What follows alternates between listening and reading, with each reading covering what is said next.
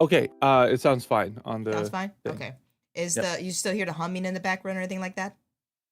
Oh, let me double check. I don't hear the humming Then did I do it? Did I engineer correctly? currently, Aha! so far. I've engineered. Finally, I'm You've putting my engineered. audio degree to what? After 5 years? Work? God, I Audio can't believe I degree. just got Yeah, just put it certified. next to your just put it right next to all your other degrees. Dude, I have too many degrees. I don't say this to be a thing of like, oh, look at me, I'm so smart. I'm like, how did I get certified in half of this? This is not a thing of me trying to gloat. This is me going, we have failed in the system of assessment. Half of these I don't remember. Right, or that you suddenly have answers for when you hear a passing conversation. You're like, "Did you try the something something JavaScript?" Like, Oh, dude, no, don't listen. I got CPR certified, and I'm very glad I did it as first responder certified because I was a swim teacher. Um, and they "Oh yeah, and when you have to, because I was teaching infants, you have to learn how to give CPR to infants. God forbid, right? I don't know how I okay, got yes." this conversation, but when you do CPR on an infant, you're only supposed to use two fingers, Mhm. or like the very tips of your fingers to give them CPR. TLDR, I got into a conversation hashtag fight with my professor in physiology where I'm like, excuse me, sir. I don't think full on chest compressions from palm to overcross on a child younger than 1 is a good idea. Let it be say I did win. I always win. But that was my first week in physiology. Yeah, I would not have Okay. survived. I was already listed as a gunner, and that. Not that there's anything inherently wrong with being a gunner, but the rest of this class will hate you. Rightfully so. I did have one, professor that me and him butted heads because, anthropology and okay, he's got his course, he's got his, information, and I questioned him, I think, one too many times or just on the wrong subject, but man, he made it hard in that first week where, I was like, "You know what? I don't have to take anthropology. I don't have to go to that class. I don't Oh, have to do the heat." dude. Okay, going off that tangent real quick. I never expected myself to ever go into anthropology in the sense of like uh social or cultural. Like if I was going to anthropology, it would be forensics anthropology, in which like I would have identified Jane Does and John Does because I think it's important to bring everyone Okay. home. That said, I published a textbook with my professor dealing with digital anthropology, and I did not realize so until she sent me the link, and I went, oh, this is academic content, not just multimedia content. Oh. So it's one of those things where I did not realize the gravity of what I was creating for my class, nor the opportunity in which I was presented with until it was done and given to me, where I realized, oh, wait, I'm an author for something with Yeah. merit. Oh, no. Oh, dude, dead ass, that was one of the first times when that publication came out where I genuinely was concerned about my social media presence. Not because I have posted anything inherently wrong or blatantly bad or anything like that, but I'm just like, I'm a goofball online. And my name, Lee, I designed the front cover of the book too and everything. So, like, my contribution is quite literally very visible. And I was like, oh no. You're gonna go from aggressive affection to chapter 1, the history of anthropology in the digital age. Like, imagine this character just walking up stage or like into a lecture hall after you see it beat the ever-loving crap out of negativity and go, hello class, thank you, let's go to page 50 of our textbook. Do the thing! Dude, and then I would be arrested for assault charges for that second later. Or like, No, say the that's, line. oh god, don't Bart Simpson me now, please. But yeah, no, it's been wild. My career path and the opportunities I've been given up to this point. Like, I'm very lucky. I'm very lucky to have had not only the education I've had, but been loud enough that people notice and be like, maybe you should have some more. And me going, okay. Right? Yeah. So, uh, can I take this conversation in a different direction? Absolutely. All right. Well, I have a question for you, and you will have many things to choose from. But hey, in this project, what problems have arose that gave you more more headache than they should have? What a loaded question. What Yes, but this project in particular. That's why I'm Oh, in asking. this project, like Yeah, this project. this short series, okay, because like you just Yeah. open a Shakespearean play otherwise. I mean, you still open like a tragedy of some sort of like within the series of my life, but like that's besides the point. The most difficult thing right now of this project actually, I think, is the fact that we haven't had any feedback yet. Um Ooh, not where I I thought you were gonna go. Okay, well, personally, I have always been stuck at the preparation stage. It's very hard for me to get to the execution and the publishing stage because there's always something more I can do in the preparation. I can make the storyboard better, I can make the scene better, I can make the model better, I can make the layout better, right? Like, why deliver the cake when you could put a few more sprinkles on it every time? And I think that this fear of perfection is perpetrating into this project a little bit because we haven't posted and actually got any feedback yet. I'm not, by any means questioning your work, questioning your all the hard work that you're putting in. You are the editor of our little project, and I'm very grateful for that. But I am the host of the channel in some sense, right? Because we're using my old group channel to host this, and I haven't sat down with you and actually made a publishing schedule. And that's on me, I think. I haven't been pushing for that, even though we have a good chunk in the inventory so far. So I think that is my biggest difficulty with this project is the fact we haven't executed. Okay. Okay. Thank you, by the way, for being like honest. And out of everything that you were going or that you could have said, I didn't think that no feedback would be the answer I would have got. What do you think? That's very enlightening. What do you think it was? I'm curious. There's something between the 3D and I don't know. I don't know. Some technical difficulty of some sort. There Technical are copious difficulties. amounts. Yeah, technical difficulties are just a basic given now of anything with tech, right? You just walk in, you make sure you have a gun ready and a water bottle ready. You may have to shoot your way out of Skynet. You don't know. But in terms of getting back to what's been the most difficult thing working on this, that it really surprised me. I thought that DaVinci Resolve would be like learning a whole new program, make sure it's effective, make sure I'm efficient, and make sure that this thing works and figure out the buttons that I need. Did not take very long, thank you and Ash. However, it did fry my external drive, fortunately. And frying my external drive, oh my. So it caused a whole host of problems because I shouldn't have been using it to edit video from there, but I was. Yeah, we all. And It sucks. yeah, so it took out all my digital art files with it, all the original files. I still have the rendered files like everywhere on the internet, but it's not It's the not the same. same. Yeah. It's not the same. Well, also trying to get like the computer to be happy with that drive gone because my background was from there. I have fan art in there that I can't get back. I have videos and programs that are looking to that location. So it's been a huge pain. Overall, I'm looking to spend about $1,000, possibly more, on retrieving the data and getting a NAS, but that has been the most painful thing I have like experienced in this project, unfortunately. And it wasn't what I thought it was going to be, which was DaVinci Resolve or learning a new program because I was still going to go with like Sony Vegas Pro from like 15 years ago.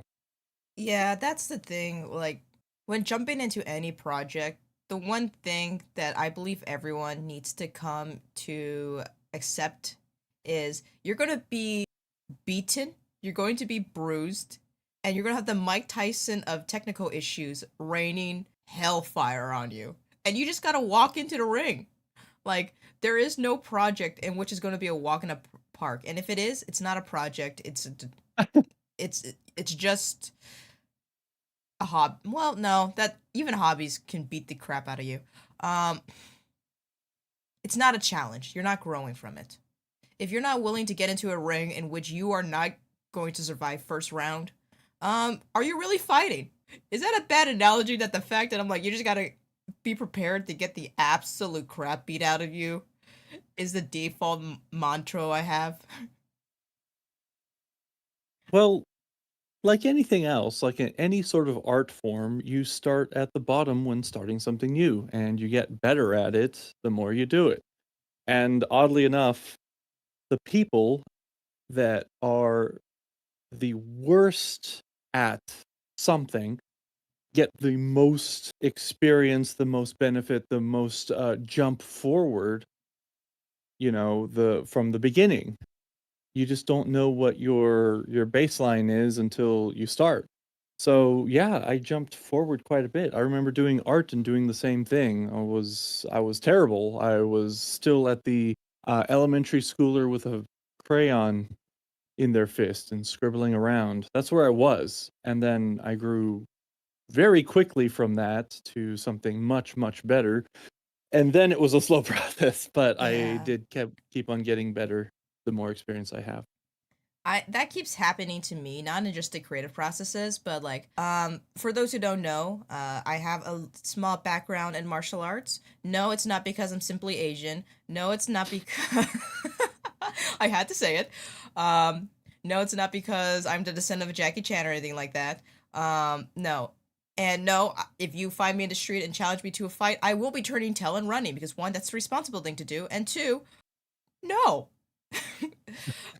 I don't want to deal with the legal charges that come with that. Um, and also, we already established I do not have Chihuahua energy. I have tiny war frog energy. But every time I find out a new fighting style, learn about a new teacher or regional variant, I want to explore it because I think it's a good way to one, learn how to defend yourself. Two, learn how to move your body in a different way, right? Because fighting is very much movement with intent. And then three, um, to not stay stick. I'm very skinny, and I have a friend who's half my size who could bench press me, and that's not a good thing. Okay, that's a very bad thing. I don't like the fact that we proved that correct. I don't. Oh, geez. Yes, I was like, "Am I really that?" She's like, "Yep, you are very much light," and I'm like, "Great, great, great, great." So I am a flight risk. Yes, you're gonna be taken off by the wind anytime soon. But recently, I had the privilege of learning Filipino style karate, and Oh. I thought I knew how to kick.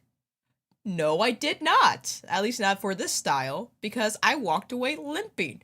I was not in a sparring match. I was not in any form of like fighting. I lost the fight to a bag. Oh. And I was like, I need to relearn how to kick. Um but it's one of those things, right? It's like any craft that's worth learning, you're going to get your ass kicked. And that's how you know you're learning it because the pain will be a constant reminder of what you did wrong. Okay. Similar energy.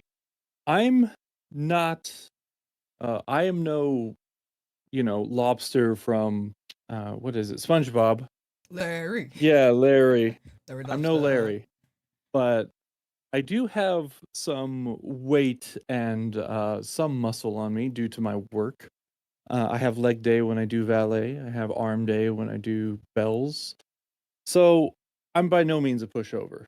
At being 6'3" helps, but I don't have flexibility, and it's something that I'm trying to learn. Hey, hashtag stay flexy. Movements by Dave. That David. guy, he's great. Him and the other guy who He does the is great. calisthenic work. Yeah. I am trying to do more of what he's done because one day I was looking at somebody that couldn't touch their toes, and after doing these series of stretches, he put his palms to the floor. And I was like, there's no way. I looked at the comments and everyone was calling him that this was witchcraft. And so I tried it. I gave it an honest try. It took me like 4 or 5 minutes to do everything as instructed. And I went from being, I don't know, 8 inches away to actually touching the floor with my fingertips. And I was like, okay, sold. I'm gonna find this guy's uh like daily stretch workout or something and do that. And he has one. It's 3 years old. It's a 10-minute stretch workout. And I was also interested in buying the shoes that he has because he always advertises them, and for $200 they can be mine. And I'm like, never mind. I actually have a question for you. Okay. What is your biggest quirk? I don't know if I can answer that myself. It's like, what am I most my biggest like humility trait? I'm Well, like, oh no. yeah, of Okay. course. Let me redefine that. What have you been doing that you thought was completely normal, and then you told somebody and they looked at you and said, "What?" That I thought was completely normal. Like just Okay, I got one normal. actually. I Okay. got one. My biggest quirk. So when I went to a Brony convention back in 2015, yes, 10 years ago, I had a lot of fun. More fun than I had at any other kind of convention. I've been to like one big anime convention in California. It wasn't that fun for me. It was like a 3 out of 10 fun. I went to Comic-Con, the San Diego Comic-Con, very early in its life before it became a red carpet event. I had like a 4 out of fun. Oh, 4 out of 10 fun. There we go. So when I went to this Brony convention, I was expecting to have a little bit more fun than that. I had a blast. I had a blast. I met a bunch of people. Some people recognized me. I don't know how. And I kept on having fun at these conventions. Massive amounts of fun. So when I heard that this new convention was coming up and they said the leaders said they're worried that people are gonna show up, not have fun, not make friends, and not come back. I was like, what's wrong?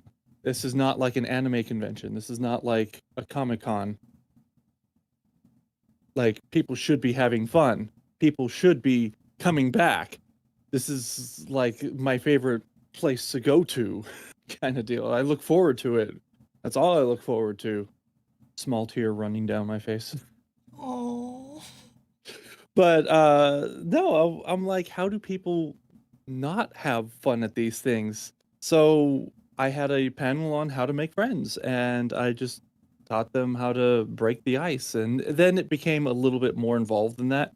But it was a massive success, and I can't believe like I that people thought, oh, you talk to everybody? Yeah, I talk to every vendor that I go by. I try and have a conversation with.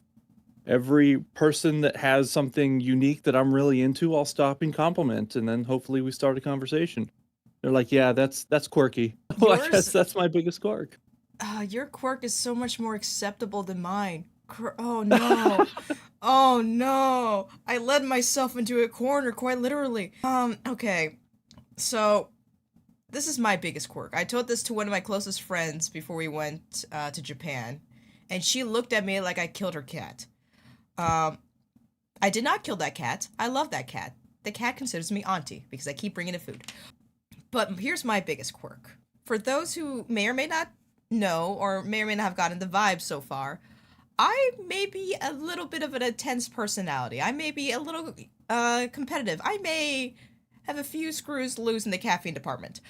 So, when I was younger, I was taught the kind of military regiment of wake up, make your bed, start the day with a victory instead. Don't know if that was the mantra you were taught, but that was what my grandfather instilled in myself, tried and failed with my brother. Um, and the kind of the mindset that you want to start your day with a win. And usually the easiest win is to make your bed.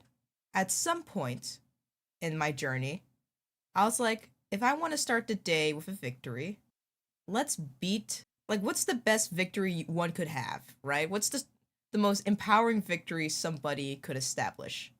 And my little mind came up with, let's beat the sun. So Oh, race-wise. race-wise, yes, no, I would not be able to beat the celestial body in any other context, okay? Any other context, I'm dead on arrival. But Yeah, we've already seen what happens to 1 billion lions versus the sun. yeah, yeah, no, that was abysmal and a mass extinction event. But so I got it into my head when I was, I think, in high school, middle school. I forget exactly when it started. Where I'm like, okay, my phone will tell me when the sun will rise, the next day, right? The projection. I just need to set my alarm clock before that and make it a habit to wake up before the alarm. So this way, I don't need assistance to beat the sun. And I can wake up, make a cup of coffee, and I can watch it in mockery because I already met the finish line. I told this to my friend, and my friend went, "What?" But like, think about it though, okay? What is a better victory than beating the celestial body that powers everything? Being able to rise before something at the beginning of time, basically. I don't know about you. That's pretty awe-inspiring in my book. So that is my biggest quirk, is that I am very much an insane morning person. To some degree it's gotten better. I don't need to beat it every day now. If anything, it comes more to fruition when I feel a lack of control in my life, because then I'm like, I'm desperate need of a win. Needless to say, I don't scare my roommates anymore because one, I don't have roommates anymore, but two, now I know why I was scaring them. Because they will wake up and then be like, "Oh my god!" And I'll be like, "Good morning," and they're just like, "Why are you up?" I'm like, "I have to beat the sun," and they're like, "What?" And why are you marshmallow colored? Yeah. Anyway, I got a new mantra from her. I'm not a morning bird. I'm not a night owl. I'm not a perpetually exhausted pigeon. I'm a caffeine crazed crow. Caffeine crazed crow. Okay. And that is my biggest quirk, is that I need to beat the sun. That's gonna be fun to edit. Yeah, I'm glad. I'm glad that you like that one. But I learned that that's not normal. I learned trying to fight a celestial body is not normal every day. Okay, so 3 things that you said that I'm trying to hold on to that I wanted to comment on. One, I love your caffeine, like, personality, Yay. and it's very unique, and even though I like unique things, like somebody it's what makes the Not girl. Narm. Yeah, but it's what makes, like, a goth girl kind of, like, the thing that people see and like and are Oh no. having a piqued interest. No, no, Oh no, no. no, I'm going to something good, I'm going to something Do I good, need I to take swear. out the holy water gun? No. Back, But back. this is, I'm being serious here, but that Okay, does okay. pique people's interest, right? I mean, Just hopefully in a program. Dude, oh my god. in an appropriate manner, yes, in an appropriate manner, yes, but it's what makes uniqueness interesting. That's just one of them. Knowing a martial arts, like, that's something that no one else, well, okay, one person at my work, but he hasn't done it in, like, 20 years. So, it's a unique things are interesting, and I have to say, you're not just unique because you're caffeine crazed and very active and get a lot of things done and interesting because of that. I think that you're very interesting anyways because it seems that everyone else is talk. Oh my god, do I hear things that people just talk about and never put action to? And you put action to it on top of that. So having a caffeine crazed action addict is like, there's another one? I mean, I'm very lucky, and very fortunate, right? Like, I recognize I am different, and not in the sense of like I'm not like any other girl, right? Like, no, there's things that girls like that I like too. Look, okay, I like makeup. I'm very bad at it, but I like it because I could turn myself into like a mime, a zombie, a wannabe Rihanna. I don't know, man. Like, some people online are magicians with that stuff, all right? And I want to learn that skill set, but I'm one, too impatient, and two, too caffeine crazy to sit down for more than 5 minutes to put on eyeliner. Um, but that said, I recognize at a very young age that I like to do a lot. And I am very fortunate that I was born in a socioeconomic class that allowed me to explore a lot. And to continue on that path, I'm also very fortunate that I've met other people that one like to do some like to do a lot, but the second and more important is they will support me in trying a lot. And this is not just a thing about family. I'm very fortunate of my family, don't get me wrong, right? I never had to worry about food. I never had to worry about a roof over my head. I never had to worry about, living paycheck to paycheck. My parents, for all their faults, were financially responsible with kids. And I am very lucky in that department. Not everyone gets that.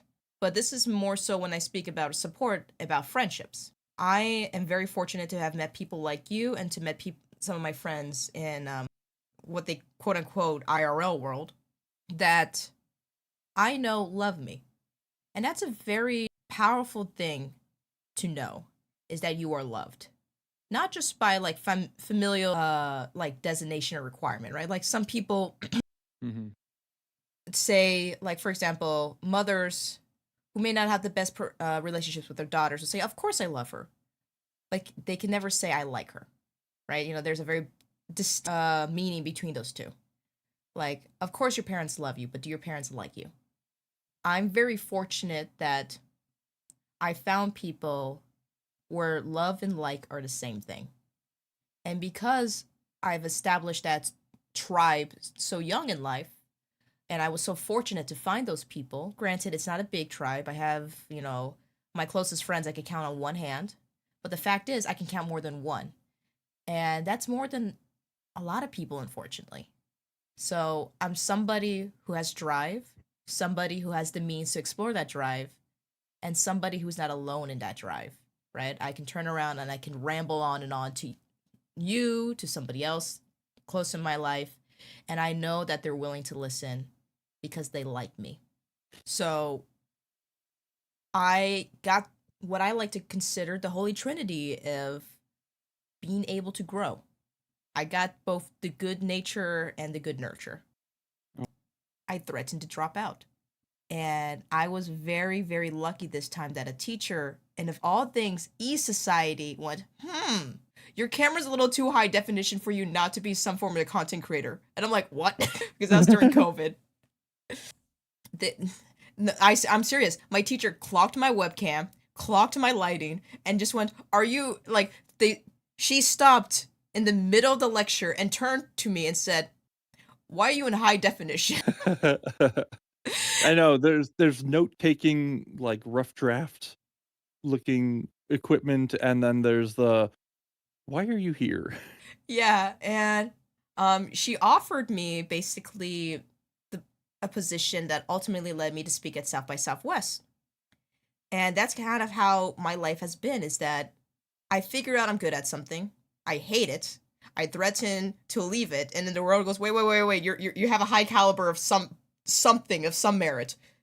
Let us give you a chance. And I recognize how fortunate I am to always be given that chance based on that threat I make. And Right. that's how I got here. Is find out I'm good at something, ultimately learn to hate it, and then say I don't wanna, and the world goes, oh, fine. Wow. That is a lot more school politics than I've ever experienced myself. Oh, there's so much more. I haven't even touched the graduation video. I haven't even touched the rioting. Well, I guess I was never in a place long enough to have like politics hit me, because every year of my life I've changed schools until I hit high school. That was the first time that I spent more than 1 year at the same school. I'm curious, how So, was that? How was it, if you don't mind me asking, if you're comfortable sharing, of course. How was it like growing up not being able to make quote unquote lifelong school friends? thankfully, I did. From where I ended up was I have that magic, like, birthday that you can either go hey, he's ahead of he's older than everyone else or he's younger than everyone else. And when I moved back from Mexico, which I had the first 3 years of schooling of my life, back to America, they were like, okay, well, he's supposed to be in third grade, but it's almost over. So he's either going to get shoved into fourth grade or he's going to have to retake, quote, retake third grade. And I did. So that school was a combination second and third grade. So I got to spend time with my brother who was in second grade, and I got to meet somebody named James. If you know me, you know James. Two peas He's in a been my pod. friend. Oh my gosh, kind of for a very long time. So he's my first longtime friend. In fact, I haven't had him saved on my phone. I just dial his number because I just remember it. I prank call him at every convention I go to. I have everyone in the room help me. He hates it slash loves it. Oh, that's so He's also sweet. the best. He's also like the best video game player that I know. 1080 snowboarding, he submitted his score to Nintendo Power. He was a digit above anyone else. Before the age of Wow. the internet, where everyone could study like and curate, hey, this is the best way to do something. He was just so good at doing it himself. No research, just doing it. Uh, so much so that when he went to Japan and played Marvel vs. Capcom 2, The New Age of Heroes. He'd have a line of people putting in quarters trying to beat him. Wow. That's incredible. He's really damn good. And he's kind of stuck in the old ways now. He's basically aged to that of like 70 years old because he doesn't play new games. He has a very basic computer that he puts in black and white and watches like Seinfeld. We each have our own ways of navigating life. Good for him. I'm Right. glad you have that lifelong friend. So yeah, he's my longtime friend for sure. And basically, since I moved to Wyoming, I kind of lost contact with everyone. And that's where I started my online journey of being PFH and what people know me by. It's like near impossible to find a friend that knew me beforehand. I have like two others. That's it. Yeah. Actually, I was gonna lead this into a question I have is what is something that you started doing like with your closest friends, like that prank call there that would not be acceptable in any other context? Like what you guys got to some like to that point in a bond where you could do this to each other and you go, huh, yeah, this is not normal. There's There's so many. He bought a fog machine specifically to make it look like he can hotbox his father's van, and we just drove trying to go to different drive-throughs, making it look like we were hotboxing the damn van. That's not something you do with normal people. Oh, he had a he had the house to himself and he was going to throw a party. He invited like 50, 60 people that actually showed. All right. It was going to be an 80s themed party. And my friend, our common friend, Veronica, she got some flowers from Michael's. Like we had to go to Michael's in order to get some flowers. So she can put a flower crown in her hand. And I was not like in theme of anything, but they also had like these 25-cent little mini wrist glow sticks. There was like 25 of them in this package and they were going for 25 cents a package. And I'm like, dude, so I bought like as much as I can hug. All right. I bought so many glow sticks.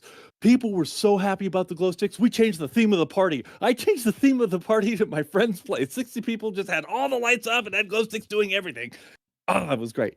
Incredible. For me, Uh, I yeah. have Latina friends and like from my experience, Latinas are very like warm, welcoming, very, I don't know how to say this in any other context, touchy. Like they're comfortable like touch and like hugging and all that. Mhm.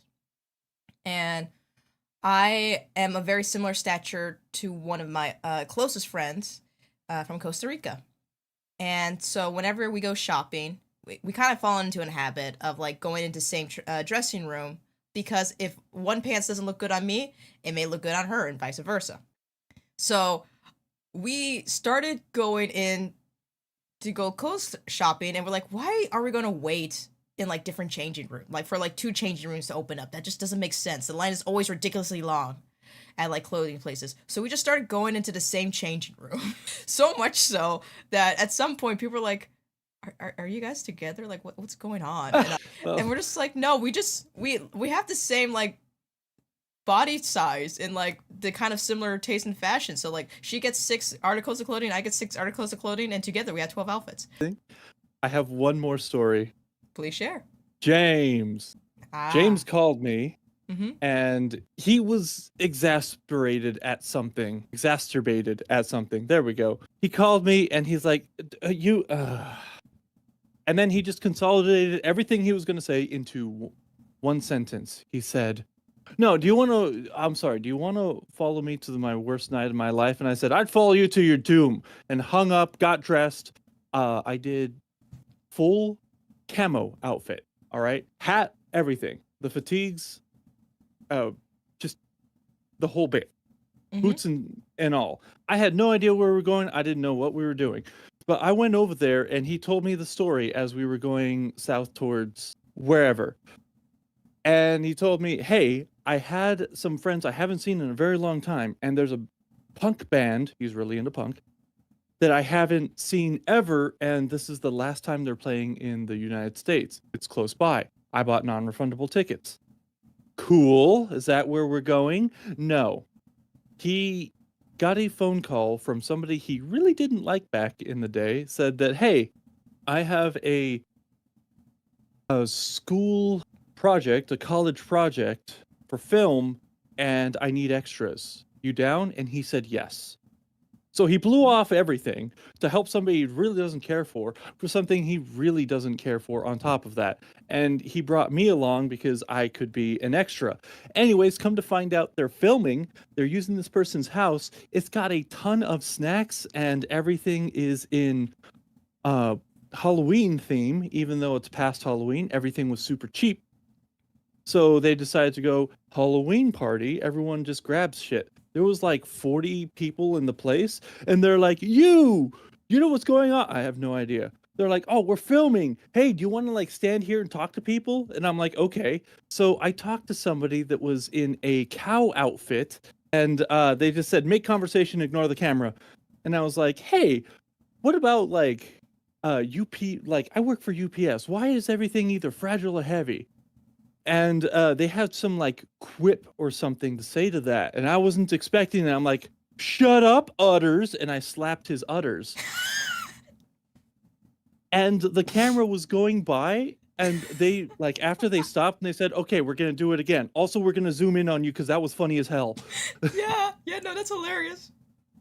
So I I yeah, so they took the scene like 6 or 7 times, and I kept on being a different out in a different profession, but they kept on having to find out something quickly to say, and I kept on find reason to slap udders. That's all I was doing. Oh my So they god. zoomed in on me. I'm in some project somewhere. Who knows? My friend James is sulking, eating peanuts, looking at somebody playing Final Fantasy.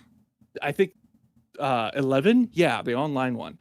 Back in the day, he hated it. He wasted like 2 hours of his time. I had a blast. I got to meet a bunch of people. Oh I my got this. god. I That's saw the worst night of incredible. his life, and I got to have fun doing so. That's incredible. Like there's very few friends I would do that for where like I would drop everything and I'll just show up. I've done that before because they matter to me. And it's like I have this friend who was very lucky to go to Carnegie Mellon, Okay. and there was this guy hitting on her, and she's like, I don't know how to process this. I don't know if this is a good guy. I don't know if this is a bad guy. And I discovered that day I am the FBI friend. She gave me She gave me just the first name, and I put my data science degree to the goddamn test, all right? I also may or may not have reached out to mutuals within the government, but that's besides the point. No crimes were committed. I was just very, very insistent on finding information. Long story short, I learned too much. I learned way too Wow. much. Like, for example, the guy's gay. Found that out by going by looking up his name and finding him on, like, I'm not gonna say which site, but, like, certain dating sites. And Yeah, this took a left turn already. yeah, yeah, yeah. And Got whiplash. found out he's very well versed in a particular profession. That's Um, ominous. well, good looking guy, very well groomed, a little too comfortable in front of a camera. Ah. Yeah, there you go. If you get it, you get it. If you don't worry about it. SpongeBob is on Channel 9. Yes. And I found all this out, and she's like, "So, what do you think?" And I'm like, "You got to move on, sister. You No. got to move on. You could be his friend. Like, by no means judge somebody by their profession. But you do not have a chance. You do not have a chance. Girly pop. Yeah. You got at best a friend." There we go. Yeah. Yeah. That was a colorful experience, I'll say. I was like, "Huh. Those are positions." Yep. Yep. I mean, no judgment. You do whatever you're comfortable with and consenting to. Yeah, which okay, that leads me to something. At Brony conventions, there is a very high saturation of LGBTQ individuals. Cool. Love it actually. Great. I'm glad that this is a very welcoming space, even to all individuals. So, me being me, I feel like this is some green text on 4chan. Be me. Oh my god. Oh, I gotta tell the 4chan story after this, but please continue. Okay. So I'm there, be me, at these conventions, and suddenly I am getting asked out by other men. And I'm like, oh, well, no thank you. Okay, cool. That's good. There's one though. They were coming around and they're acting very smitten. And I'm like, I know where this is going, but I'm just being a friend. But if something comes up, I know what I'm going to say already. I'm prepared, right? Well, they're getting a picture with me. They reach behind my back and then grab my arm and they're like feeling up my muscle. And I'm like, all right, am I okay with this? Oddly, I'm okay. But I'm still not into this individual. Anyways, it gets to a point where they're really just like following me around somewhere, and I'm like, okay, I need to get out. So I go to the bathroom, and then they follow me in, and I turn around right at the thing, and I said, all right, I'm not all right with this. I'm like, okay, I'm not all right with this. Yikes. So then they just turn around, they're like, I'm sorry.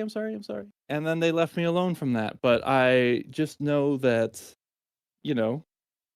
I have to say it out loud to some people. So I told this to a friend, and they're like, how often does this happen where you are just like not even phased by it? You just casually brush people off. I'm like, it happens often, okay? Shut up. I don't control it. It just Yikes still. occurs. That's still a yikes in my book, Chief. Ah, man. But this feels such a hard pivot back to 4chan. Like, you gotta do something sort of sensitive, and now I'm like, let me tell you about a 4chan story. Oh, God. Well, oops. Completely, like, not even 180 at this point. We're doing a 360 drift back to Whoville. A 720 no scope, got 720 no scope. Yeah, I did that little video thing where like the car does a 180, blinks at the camera, turns around again, drifts away, and immediately crashes. And we're doing that. You know the video I'm talking about? That crashes. I haven't seen the one that crashes. Oh, it crashes at the very end.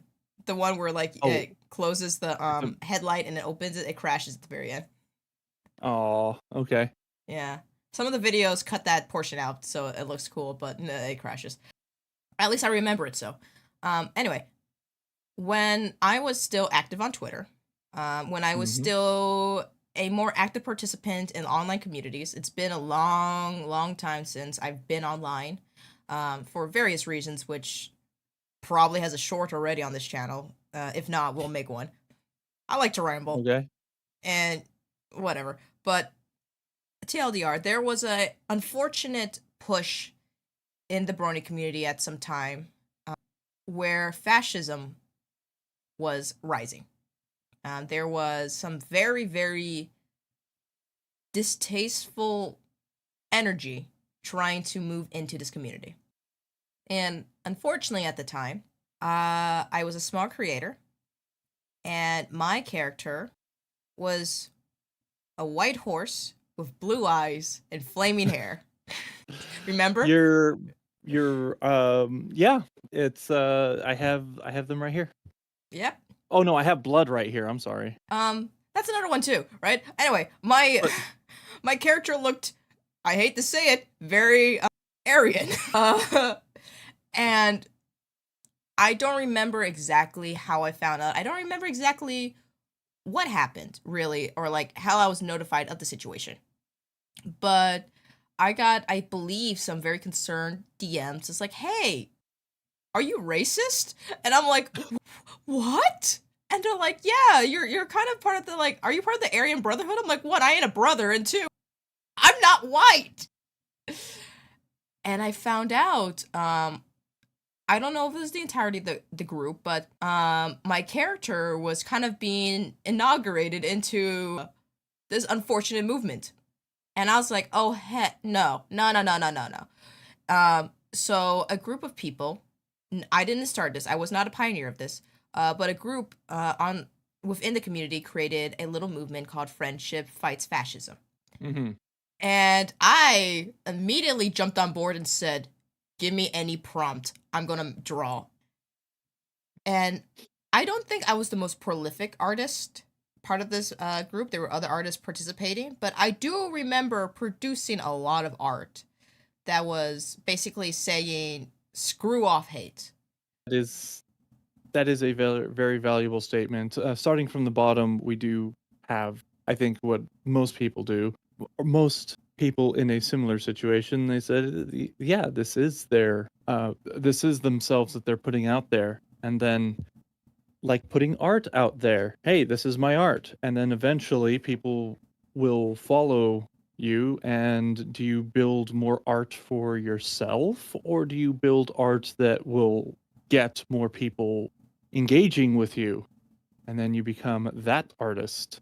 Yeah, It's it may be more difficult to do the art that you want to and still get recognition. I do have a few examples. Ink the artist, Ink the Crow, same person, on Tumblr.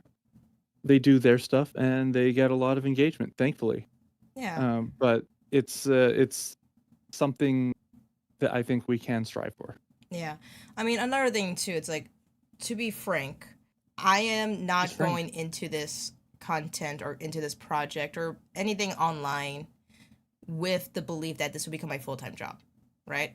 I think that's a very dangerous thing when you tie your income to your audience, because then your life has to be continuously marketable in order to be profitable, which is Right. really, If it's the only yeah, thing that you do, yeah, you fall a risk. You're right. exactly. So I am purposely going to keep this to maybe a very significantly invested hobby, because I do like this medium. I do like creating stuff. I do like talking to people, making, I already said that and all that, but I don't ever want to be molded by it. I don't want my life to become content. Because is that a life? Or is that a movie? Sometimes it's a radio station. Sometimes it's the radio star. Da da da da da da. But yeah, so from my perspective, from my point of view, and maybe from my naivety, I think it's important to present us as people with opinions and beliefs and stances that the audience can either agree with or disagree with the understanding that we are willing to listen and have a dialogue, but we will not tolerate in potential belief patterns or systems, right? Like if we do develop a community or develop a following, there's an expectation on both ends. There's an expectation for us to be good people to follow and good people to listen to, and also an expectation from us that our audience will be respectful to each other. At least that is my point of view.